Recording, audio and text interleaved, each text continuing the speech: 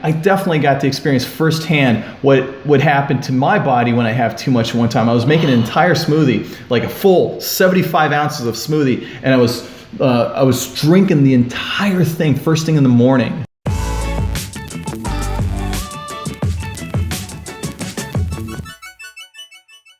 I've been trying to increase smoothies to get more omega-3, but I have a suspicion I'll tolerate avocado and veggies better than large smoothies. Okay, you can also do, if you do avocado and veggies, make a batch of chia pudding, and every meal just have a couple spoons of it.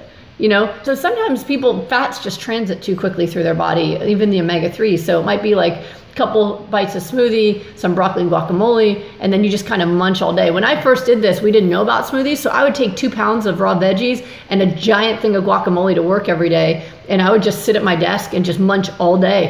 And I actually really enjoyed it because I love guacamole.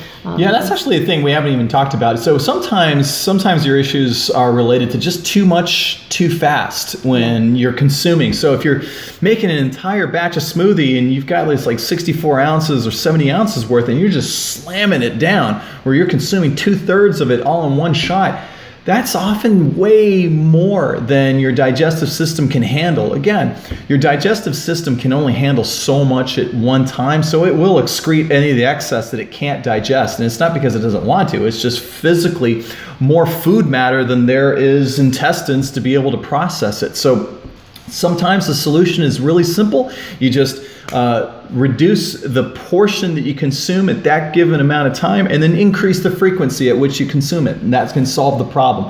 I did a full podcast one time when I was bodybuilding, so I was trying to put on, ingest as much food as I possibly could. And I definitely got to experience firsthand what would happen to my body when I have too much at one time. I was making an entire smoothie, like a full 75 ounces of smoothie, and I was drinking the entire thing first thing in the morning through a straw. I wouldn't leave the table until I was done drinking the entire smoothie. So I would get up from the chair, I had this big giant belly full of smoothie, and I would do it again later on in the day and then eat food on top of that.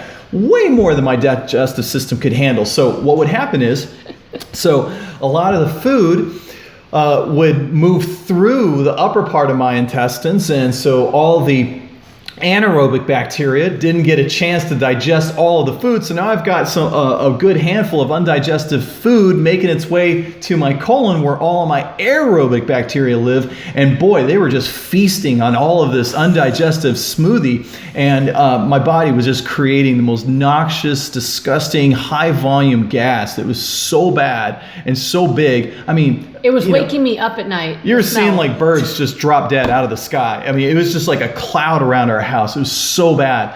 And all I did was I stopped doing so much smoothie at once. I would drink about 1/3 to 1/2 of it and then walk away, come back about an hour and a half later when I would feel my belly come back down. I would drink the rest of it. And again, I would wait for my belly to come down, which is every hour to hour and a half. And then I would just keep the sips. So at the end of the day, I still had the same amount of volume, but I just broke it up and spread it out into smaller doses throughout the day, and it completely 100% fixed the problem.